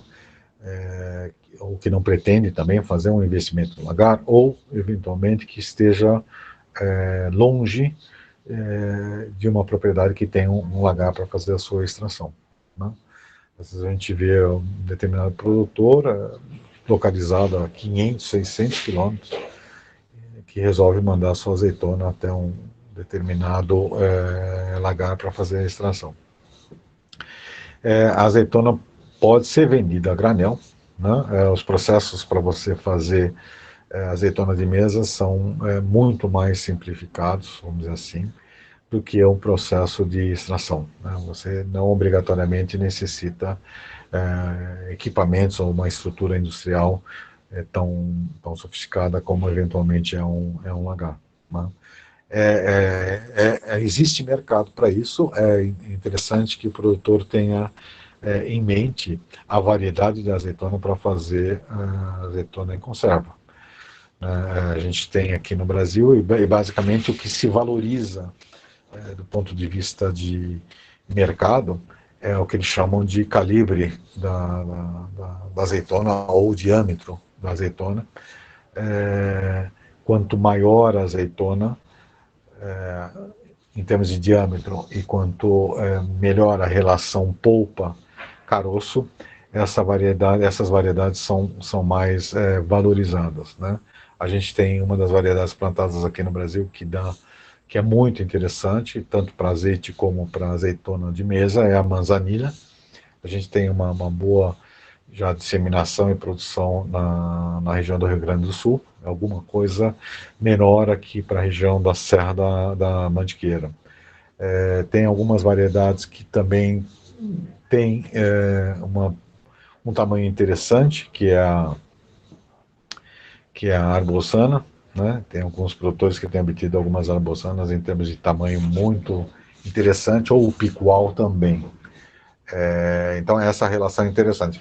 A arbequina, que é a azeitona mais produzida aqui no Brasil, ela é muito interessante, se adaptou bem, né? A árvore se adaptou bem para a produção de azeite. Ela é uma azeitona que até alguns produtores fazem azeitona em conserva, mas ela tem aí vamos dizer assim, uma diferença em termos de tamanho que é pouco valorizado. Pode ser interessante para quem está visitando o produtor, enfim, mas para o mercado em termos de comércio, não é vamos dizer assim, o tamanho é interessante. Ela também tem uma relação de polpa caroço bem menor do que as azeitonas que são valorizadas para serem trabalhadas como azeitona de mesa.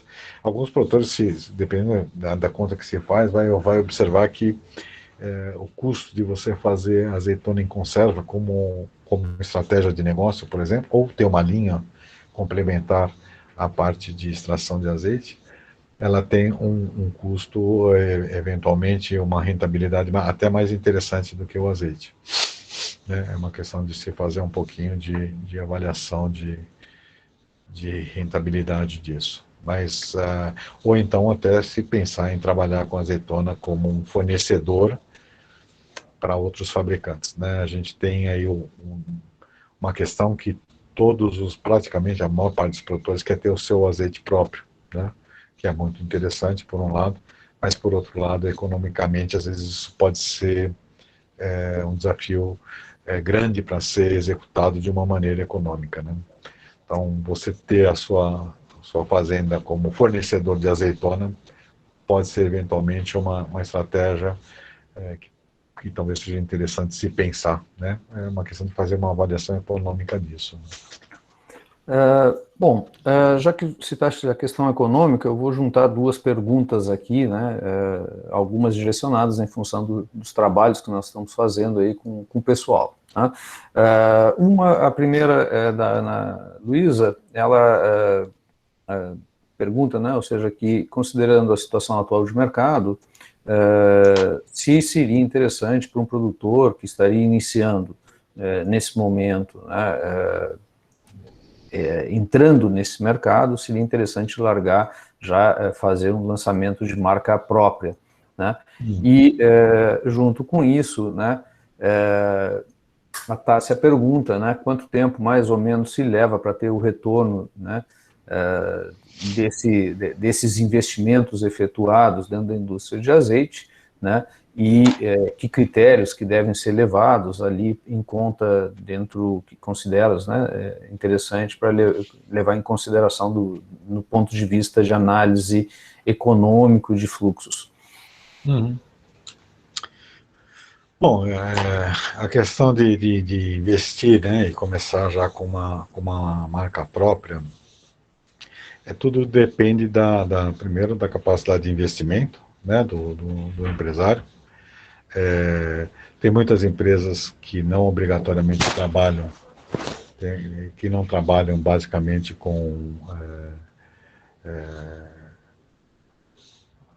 compram o azeite já de outras empresas, quer dizer, não faz nada de investimento, vamos dizer assim, produtivo, esse é um caminho também. Em vez de você ter toda a escala verticalizada e ter lá uma fazenda, ter as oliveiras plantadas, ter o cultivo, a colheita, a extração, eles acabam indo para uma linha basicamente de comercializante de azeite, né? É quase como se fosse um envasador, né? Compra já o azeite de acordo com o perfil que tem interesse, e faz um trabalho muito mais focado na parte comercial, na parte de marketing, vamos dizer assim, marketing voltado na valorização do produto, né? Eu tenho até medo de falar marketing, porque ficou uma palavra tão depreciativa, né? Fica parecendo propaganda enganosa, né? E os políticos contribuíram muito para isso. Marketing, na verdade, é um estudo do mercado onde você vai analisar qual é a marca que você quer, que tipo de conceito você quer trabalhar, qual é o público, o que o produto entrega do ponto de vista também racional e emocional, né? Não é simplesmente fazer uma embalagem bonita. Né? Então, tem algumas pessoas que estão trabalhando exclusivamente com isso.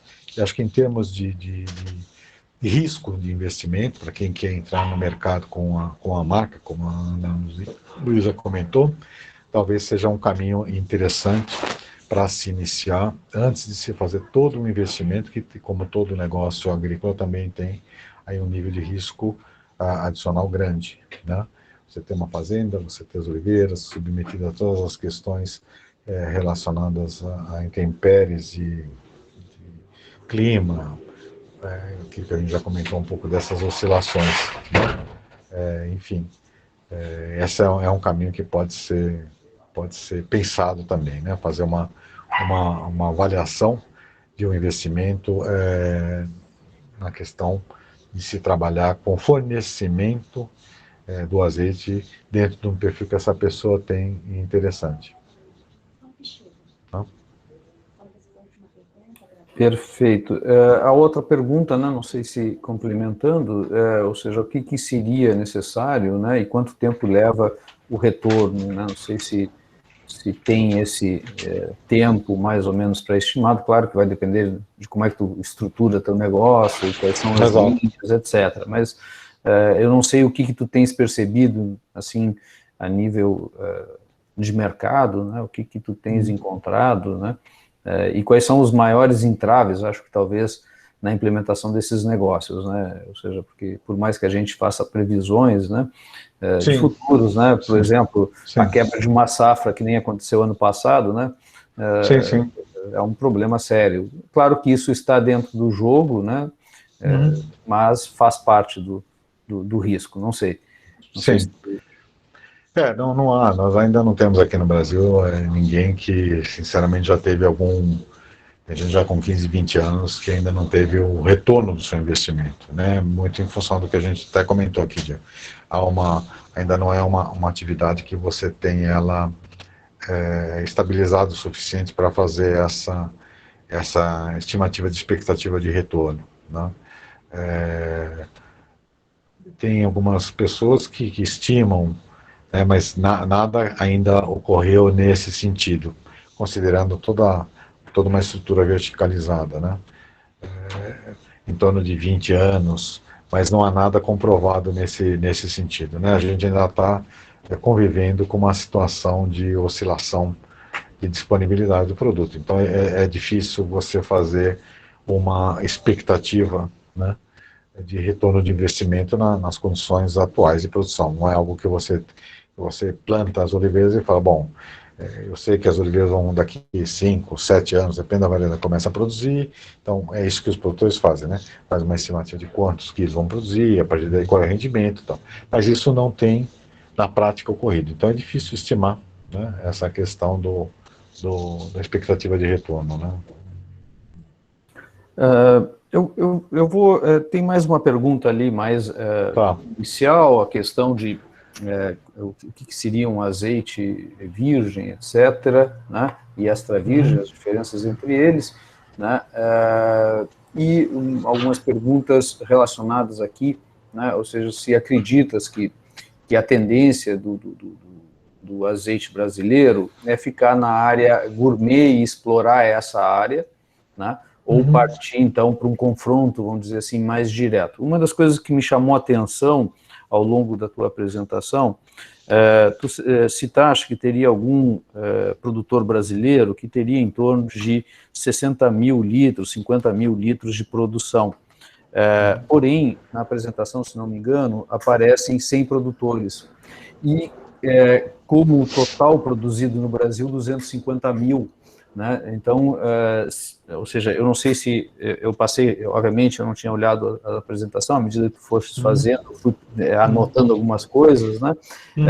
Mas me chamou bastante atenção, né? Ou seja, se eu tenho um player de 60, 70 mil litros, com um total de mercado de 250 mil, e eu tenho 100 produtores, quer dizer que a minha média de produção desses 100 produtores, né, tirando esse grande player, é muito baixa. Né? Provavelmente são baixíssimas quantidades de produção. Não sei se isso confere, né? Confere sim. E aí, então, partindo então para essa pergunta, né? Se o que tu acreditas, né?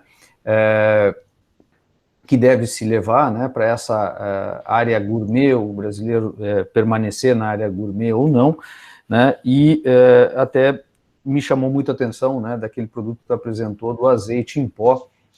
Realmente é algo que é difícil da gente imaginar, né, eu pelo menos, né, se torna um pouco difícil da gente imaginar, né, essa inserção de mercado, né, e assim, e eu fiquei com uma dúvida, na verdade, o que era o azeite biodinâmico, né, ou seja, o que diferencia isso? Ok. Bom, só para a gente também caminhar para finalizar, né, em termos dificilmente o Brasil vai, pelo menos no médio, curto e longo prazo, poder brigar aí com altos volumes, né? Há uma expansão sim de produção, mas é muito pequeno, né? Para quem consome 100 milhões de litros, a gente está hoje produzindo 200 mil. Se dobrar, e olha, é um desafio enorme para dobrar, passa para 400 mil, continua sendo quase nada, né? Em termos de 100 milhões de litros. Então, tá muito distante disso. Então, o caminho é, sim, para os produtores de azeite, a questão de trabalhar com azeites diferenciados, não tem saída com relação a essa realidade. Isso que você falou é verdade, são poucos produtores que estão nessa faixa acima de 20 a 40 mil litros. Eu falaria para você que nós temos aí praticamente 3 ou 4 produtores que estão assim, no Brasil inteiro. A maior parte, às vezes, produz 500 litros, tem uns que produz 1.000, outro que produz 2.000, 3.000, enfim, é muito pequeno, né? Então, por isso que eu comentei que os produtores também têm que pensar em outras coisas, outros produtos ou outras coisas conjuntas, né?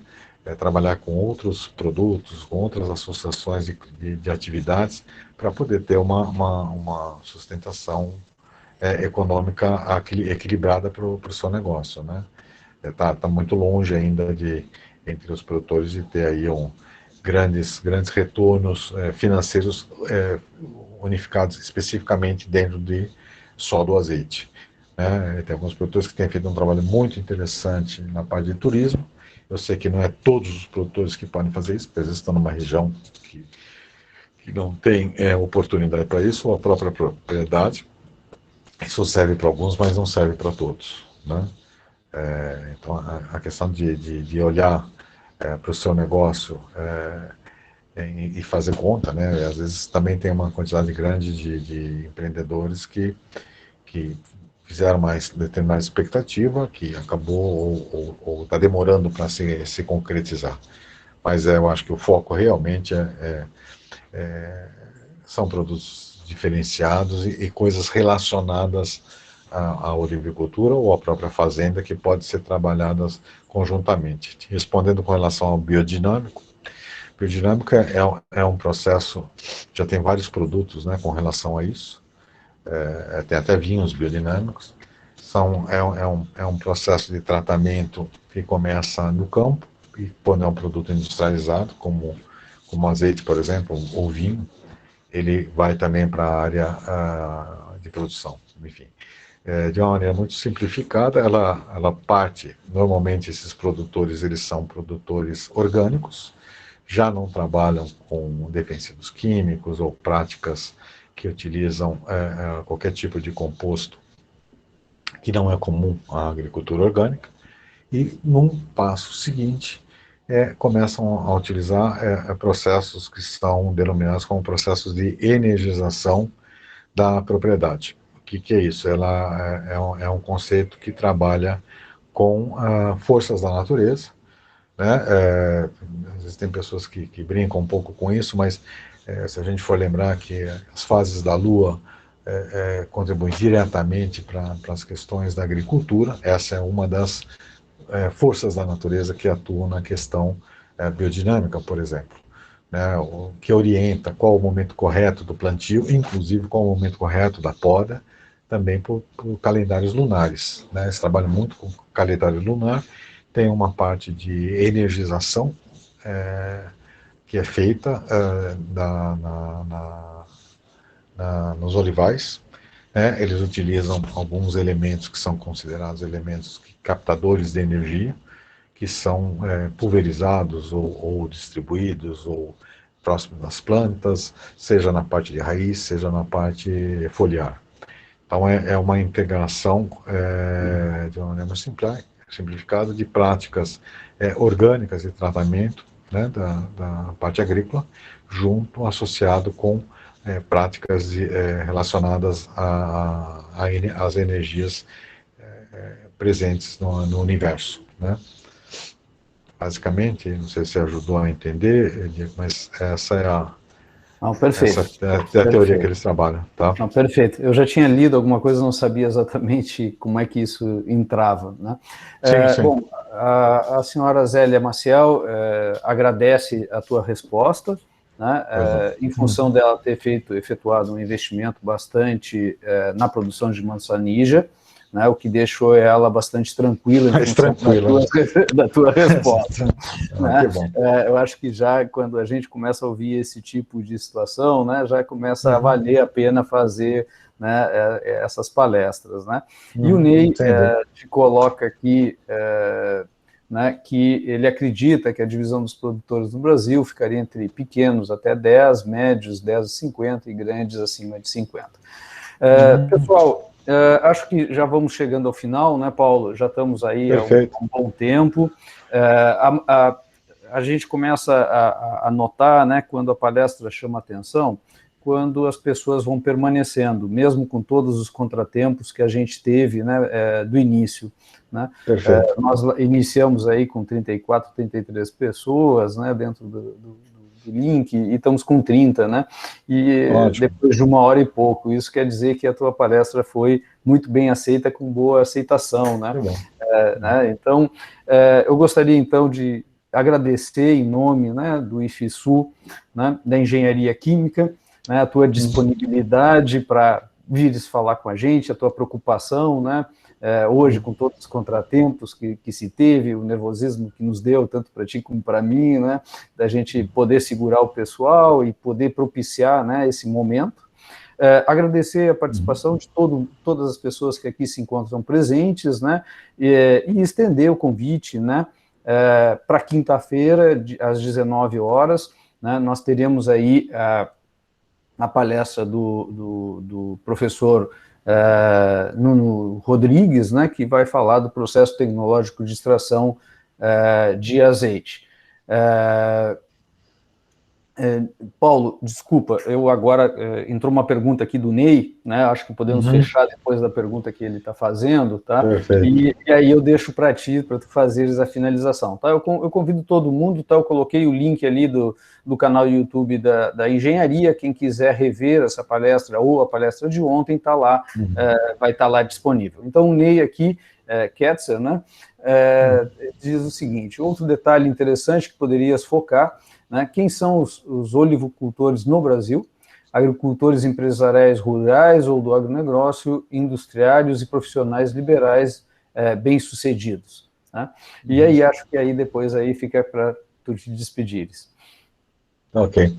Bom, primeiro abraço ao Ney. O Ney é um amigo aí de longa data, né, um amigo gaúcho. A gente se conheceu aí numa viagem a Portugal, que eu tive o prazer de organizar junto com uma amiga gaúcha, que também agora é produtora. Enfim, fico contente de ele também estar participando. Agradeço a todos vocês que estão aí há 2 horas. Eu peço perdão aí pelo atraso que a gente teve. Muito obrigado aí pela participação. Também no material tem aí meu e-mail, enfim, qualquer dúvida adicional ou contato que vocês desejem fazer, fiquem à vontade, né? Enfim, eu também tenho um site, né, que chama azeiteonline.com.br, que eu compartilho aí várias informações, enfim, também tenho página no Instagram, faço um trabalho muito próximo também aí com produtores. Para mim foi um prazer estar aí com o Diego, muito obrigado pelo convite, Diego. E falando um pouquinho aí, respondendo aí a última questão do Ney. Bom, a gente tem aí o perfil do produtor brasileiro. Você tem desde empresários agrícolas, a gente vê 2 grandes grupos, vamos dizer assim, né? No Rio Grande do Sul, você tem, até pela história e tradição muito forte de da agricultura, na parte agrícola, você tem muitos produtores que já têm um histórico relacionado à agricultura, né? Agricultura ou criação, né, de animais, de gado, enfim. E tem alguns, né, produtores que já têm uma outra origem, eles são profissionais liberais ou vieram de outras áreas, mas normalmente são mais relacionados à agricultura, diferentemente aqui da região da Mantiqueira.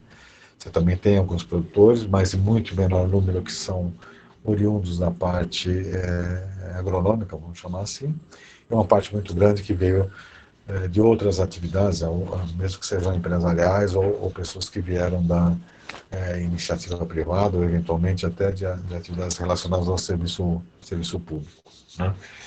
Em termos de maiores empresas, a gente tem 3 grandes empresas no Rio Grande do Sul, né? O Diego comentou uma delas, que está em Pedro Machado, que é uma das maiores, tem uma outra próxima de Caçapava e outra perto de Canguçu.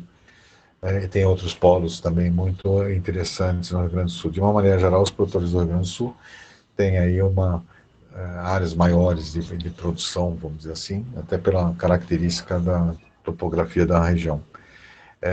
Aqui na região da Mantiqueira, até pelas limitações, custos de terreno, enfim, não são muitos produtores que têm mais do que, por exemplo, 20 mil pés de oliveiras, que é algo às vezes muito mais comum no Rio Grande do Sul. São produtores menores, com uma ou outra, talvez dois produtores estão um pouco acima disso aqui, mas muito menores do que os grandes do Rio Grande do Sul.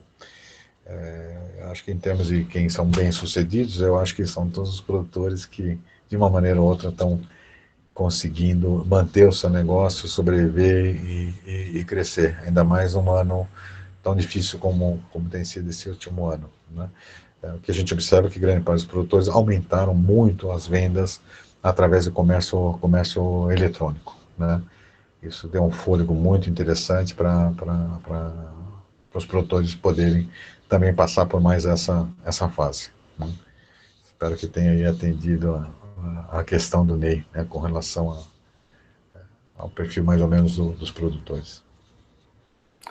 Então tá, Paulo, não Tá sei bom. se o pessoal não sei se está conseguindo acompanhar ali no chat, todo mundo está agradecendo, elogiando muito a tua apresentação, agradecendo, né, pela oportunidade, tá?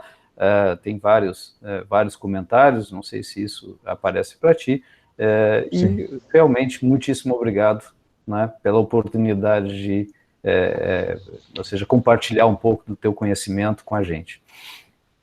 Tá ok. Muito obrigado, eu que agradeço, Diego, e agradeço a todos que ficaram aí 2 horas mais ou menos que a gente está aí conversando, né? E fica aí a abertura para, fiquem à vontade para me contatar, seja através do site, seja através dos e-mails que estão aí disponíveis aí nesse material que eu deixei com o Diego. Muito obrigado, Diego, pela oportunidade, desejo sucesso e se Deus quiser, na quinta-feira a gente vai estar aqui para também ver a colaboração do Nuno lá de Portugal. Ótimo, vai ser um prazer. Então, gente, quinta-feira, espero encontrar todos. Um abraço e boa noite. Obrigado pela participação. Boa noite. Boa noite.